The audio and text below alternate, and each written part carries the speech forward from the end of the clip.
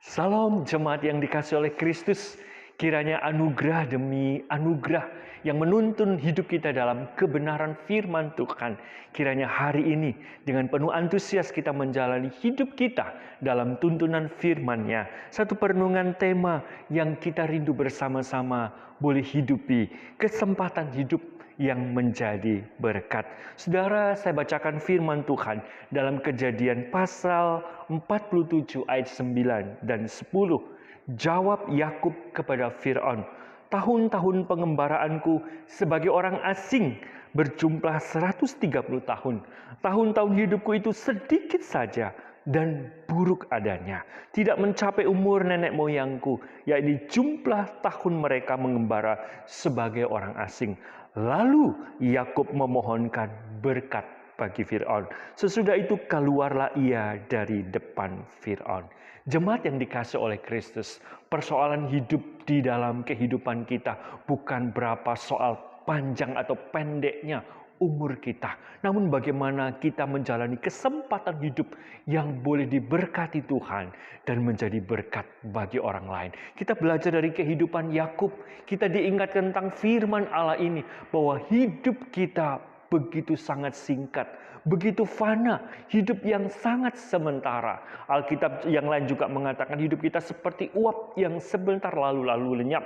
Hidup kita seperti rumput yang begitu hijau lalu kering, seperti bunga di padang yang indah, namun sebentar juga akan menjadi layu. Saudara, bagaimana saya dan saudara menjalani kehidupan? Ada dua hal yang kita boleh sungguh-sungguh rindu pelajari. Yang pertama, kesempatan hidup kita diberi anugerah untuk boleh mengalami berkat penebusan. Sama seperti Yakub.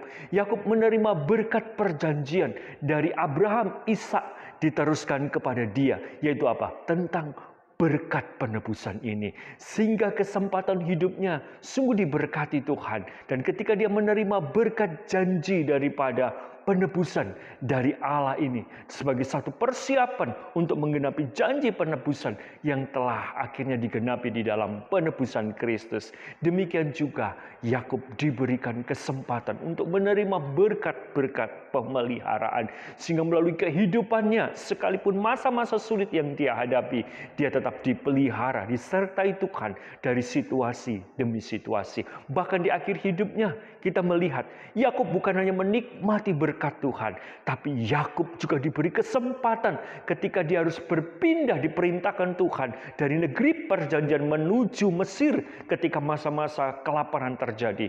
Yakub masih punya kesempatan untuk memberkati Firaun dan juga memberkati bangsa Mesir dengan berkat-berkat yang disampaikan lewat doa-doa Yakub kepada Firaun dan Mesir.